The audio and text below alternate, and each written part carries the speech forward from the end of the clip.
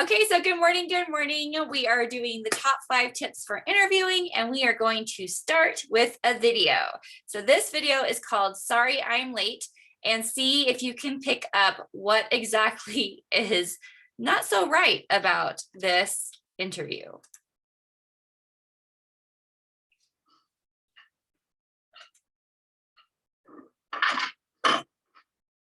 John?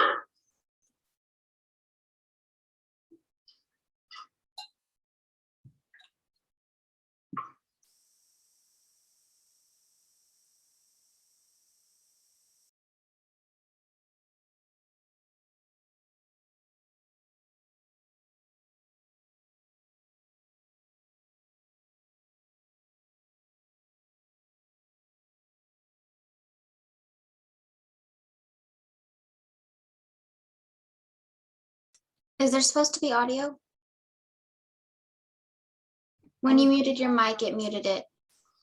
Okay, is that better? My main hobbies are watching Sorry. classical movies, riding my motorcycle, and I have 2 granddaughters. They're so cute. Let me show you.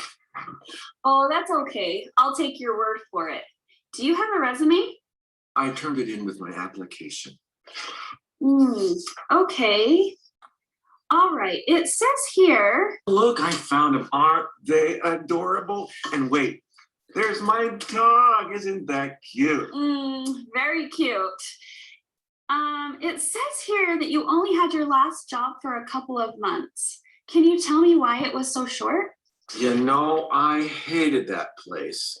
My supervisor was such a jerk. All he did was complain about my work. Oh, what was the problem? Oh, they had all these rules. I followed the most important ones the best I could, but he would get mad if I didn't follow all the rules all the time. Ugh. I see. Well, can you tell me why you want to work here? Oh yeah, somebody told me you guys have a really good dental policy.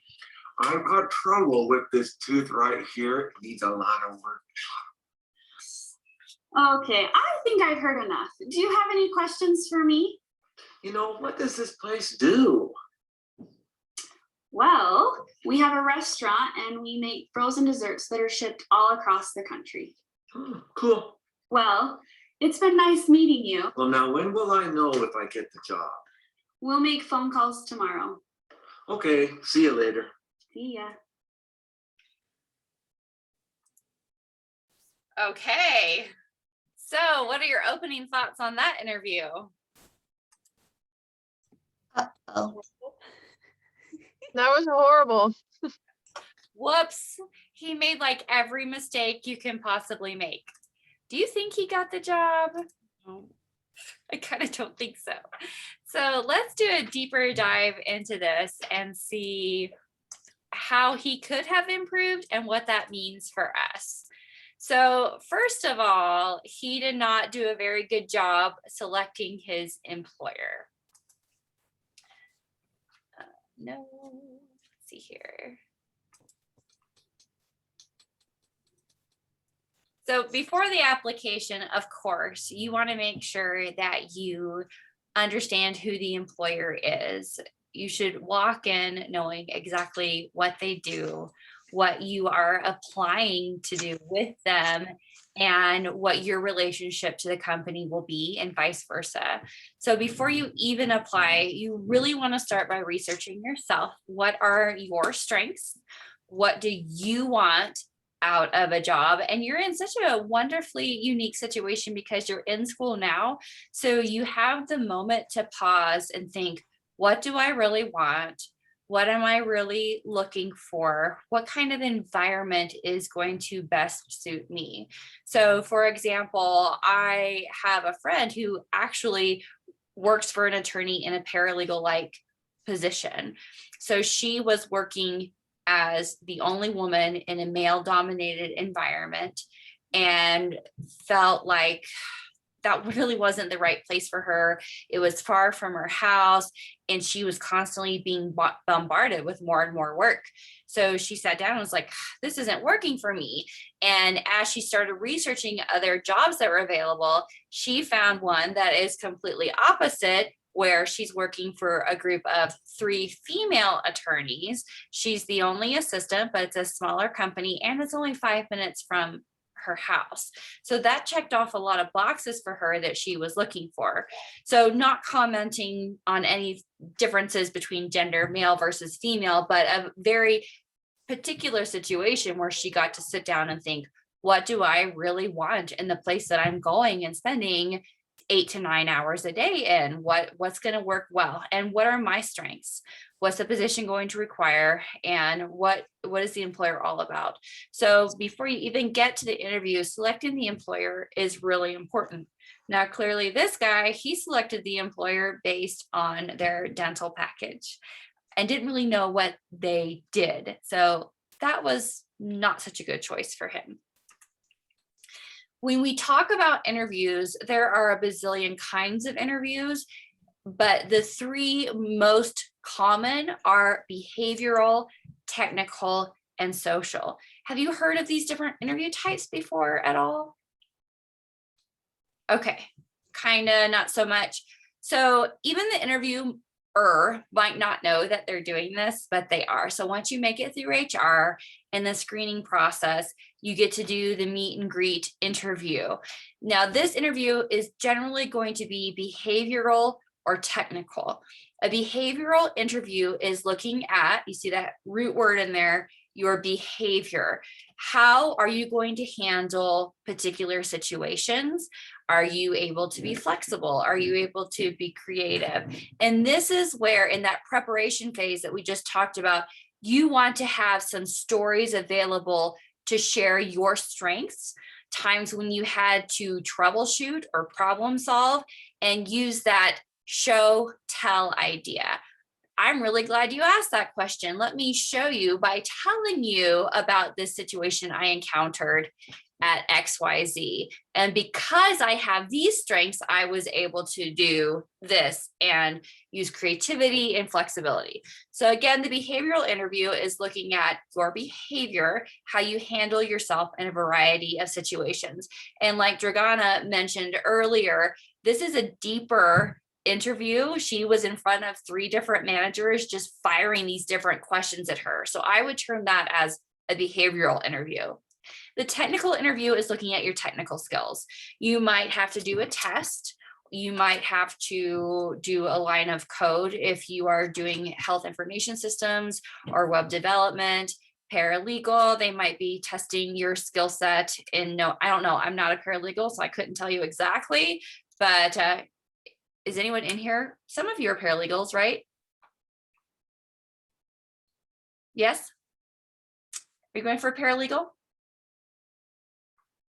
No, nobody. Oh, I am mistaken. I get so many paralegal students, but not this crew. Okay, so what are you doing? Remind me. I'm in exercise science. Okay, Me too. Web development. web development. Okay, so web development, yes. A line of code is totally applicable, or having to write something like a program that will do something. Exercise science, maybe they're going to ask you what you would do in a particular situation to help a certain client. How would you handle this kind of group fitness class, and so forth. So that's the technical interview. Now, the social interview is where they're going to be seeing how you gel with the actual company culture. So this is going to be more relaxed. They're looking at your etiquette and your manners. Do you fit in with the company culture? Can you handle yourself well at a company lunch or over coffee? And just seeing how personalities gel. So those are the 3 primary types of interviews that you may find yourself in. And all of these, the most important thing is that research phase that you do about yourself and the employer going into this to be prepared.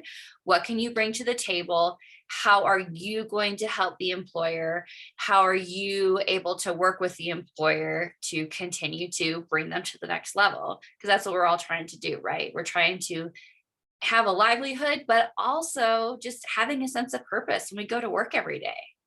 Do you have any questions about those types of interviews? No, ma'am. Okay. Okay, so now before the interview, I just talked a little bit about show and tell. So look at this lady right here. What is she dressed like? Business attire. Yeah, she's in business casual. And then can you remember how that dude showed up? Leather jacket. Yeah, he was in a leather jacket. He just gotten off his motorcycle, so he didn't match. And so you have about 17 seconds. Well, actually, I think it's 7 for first impressions. You're going to make an impression of the employer, and they're going to make an impression of you right away. Can't change it. That's the way we are with nonverbal communication. So he showed up late, first of all, so he wasn't on time, and he was dressed inappropriately. If he was going to go work at a casual environment and he showed up dressed like that, it might be okay, but generally you want to put your best foot forward. Also, in preparing to get to the interview, you want to be in the vicinity of the location about a half hour ahead of time. And you want to be walking into the foyer or the waiting area about 10 minutes before the interview actually starts. Okay, so make sure you're there about a half hour ahead of time so that you have time to breathe, finish your last drink of coffee or water, whatever works for you, and then be able to comfortably, not rushed, walk into the waiting area, because the receptionist kind of knows everything that's going on with the company too. And they're going to be sizing you up as well. So being able to walk in cool, calm, and collected is really going to work in your favor. So I'm ahead of myself. So we talked about dressing the part. We talked about the 30 minutes and the 10 minutes. So now let's move on to talking about virtual interviews. We spend a lot of time on in-person, which is going to happen, but in our world today, it's likely that the first interview is going to happen on the telephone or through video and digital. Have any of you had to do a voice-to-voice interview that's not in person? I had to do it once for my company. Were you on the telephone or were you video and digital? It was over the phone. Yeah, on my telephone. Okay, so when you're on the phone, there are a couple of caveats to make sure that you have in place, which I'm sure will resonate with you. First of all, you want to make sure that you have good reception. So make sure if your house doesn't provide that for you, that you go to a place where you can have good reception. A coffee shop, though, is probably not the best place, or like McDonald's, because it's going to be loud. So you have to figure out how to have your telephone call with the sound around you quiet. Then for the video digital, also making sure that you have a background that is blank. So even for me right now, this is still just a little bit too busy. You could be staring at my sign or my papers I have. So it'd probably be better for me to actually turn my chair so that there's not so much going on, or take some of this stuff down so that you're focused just on you and not on the things behind you. Second, I don't know if you noticed, but you are all on this side of my screen. You're on my right. So I keep looking to see you over here, but I'm not like looking at you. Do I look like I'm looking at you? I shouldn't. So when you're video digital, even if your people are over here, try to look straight at the camera so that you're talking to them. Eye contact still matters, and your ability to feel like you're in the room matters. Also, I highly recommend that you turn off everything else that's on your screen. Close all your programs except for that video digital program that you're using to do your interview, because you don't want to have like a random Facebook message pop up while you're trying to visit and get distracted, or they get distracted, or if you're watching YouTube videos about cats or dogs. I mean, not that I do that, but that was a joke. You don't want that on. So put it down, okay? All right, so the first impression, yes, 7 seconds. Let's talk about handshakes in the COVID era. What are your thoughts about offering a handshake in a pandemic world? I, It depends on where you are and how the other person feels about it. At a Yes. if I was, say, interviewing for a position as like a doctor's secretary, no. But if there's only like 2 other people in the office, sure. Good. Anyone else have any thoughts or opinions on that? I agree with that.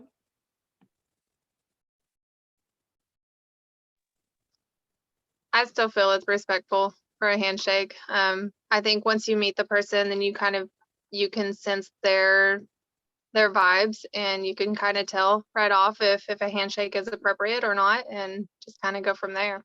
Mhm. Yeah, because if you've made it to the interview, you want the job, right? So being able to read the other person, if they extend their hand, you should extend your hand too. And then if germs or something that bothers you, try not to touch your face. Go wash your hands as soon as you're done, right? Because again, you want the job. So the handshake is important. We don't want to be overly firm and like break their hand, but we do want to offer a nice firm handshake because again, it shows confidence. Eye contact is key, not necessarily boring into their soul, but doing appropriate levels of eye contact and smiling. Smiling makes a huge difference. It makes you seem approachable, like you're happy to be there. Even if you get into the interview and they start interviewing you and you think, I don't want this job at all. I don't like this person. I don't think I can work with this person. Still smile because the network is small and large and you don't want to burn any bridges. You might not end up working with that person, but you might end up working at another company who knows this person and you need those bridges to be nice and firm. So keep smiling, be cheerful, be amicable, and maintain your poise.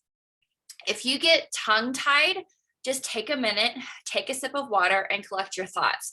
Going back to the idea of show and tell, always repeat the question the interviewer asks you to give yourself a moment to collect your thoughts. How do you feel about buying reduced fat yogurt? When it comes to buying reduced fat yogurt, I'm okay with it. Just give yourself a moment to be able to do that. Poise, try to avoid crossing your arms, sticking hands in your pockets. If you are sitting and you have a tendency to cross your legs, I recommend not doing that because it gets really easy to start bouncing your leg or your foot and you're kind of shifty. So just try to sit and keep your shoulders down and use gestures. Again, staying open will project confidence and it also projects openness that, they should want to hire you. Keep smiling, be positive. He's smiling, but for all the wrong reasons. He's smiling about his dog and his children, but also something, just a fun caveat I want to show. If you look at those books back there, so she said that she works for an industry that makes food and sends it out, but I'm pretty sure they are in a school building because those are all children's books back there. Just saying.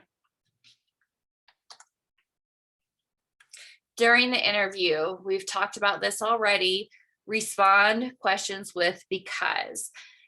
I'm really glad you asked that because I've had the opportunity to do this. Come prepared with questions to ask of the interviewer. Even if you think you know everything, ask a question that you already know the answer to, because this needs to be a conversation, because they need to see that you can work back and forth, that you're not afraid to ask questions, that you're able to receive answers. And then before the interview ends, make sure that you are establishing next steps. Thank you for interviewing me today. When can I expect to hear back from you? Should I call you in a couple days? Okay.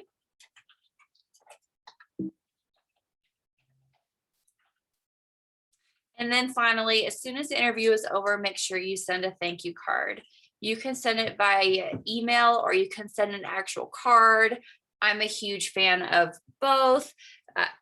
Paper thank you cards take a little while to receive, and in our fast-paced world, an email will get there immediately. And then when you do send your thank you card, make sure that you reiterate how thankful you are for the interview, how enthusiastic you are for the opportunity to work with them. And also try to use an active voice rather than a passive voice. So rather than saying, I'm excited, past tense, to work with you, I'm enthusiastic to act with you or work with you. That's active voice, that's present tense. Any questions about that? So it's a little bit more than the top 5 tips, but basically we've covered the 3 primary types of interviews. We've talked about what to do leading up to the interview, how to handle yourself during the interview, and what to do immediately following the interview. And there is no interview that's a quote bad interview. All interviews are great practice. And we're hoping that later on, as Brian continues to develop, we'll be able to offer another session about what to do if you are the one who is interviewing, because you should keep growing in your career. And I'm confident that at some point, you'll be the one who is interviewing other people. Is there any questions at all about interviewing that I can help out with? I have a quick question. Yeah. So when it comes to like asking questions in an interview, like when, for example, when I got interviewed like over the phone, I just kind of like asked like 2 or 3 questions. But what is like the max questions that you usually are supposed to ask? Like I know that like if you don't ask any, that's like really bad. But like is like 1 to like 3 enough, or is that like a lot? What should be like the most? I would not ask more than 3. More than 3. Depend, but it also comes down to being able to read the other person, which is why classes like you're taking are a really good thing, because your consciousness is being raised about communication. So if the conversation is going smoothly and it feels really amicable, you can continue to ask questions, but I would guess you'll be able to sense when they're about done and they're ready to move on. Okay. Yeah, I would say more than 1. At least be prepared with 2 questions to ask about the company or about the position, because you're interviewing them just as much as they're interviewing you. It's like it's a dance that you're doing. Yeah, that's true. That's a great question. Thank you. Anything else? No? Okay. Well, thank you for your time. Thank you for being patient with me with my operating system and getting things back together. I hope you have a great afternoon, and the weekend's almost here, so that's awesome. Yay. Thank you. Thank you so much. Take care. Thank you, Kim. Bye-bye.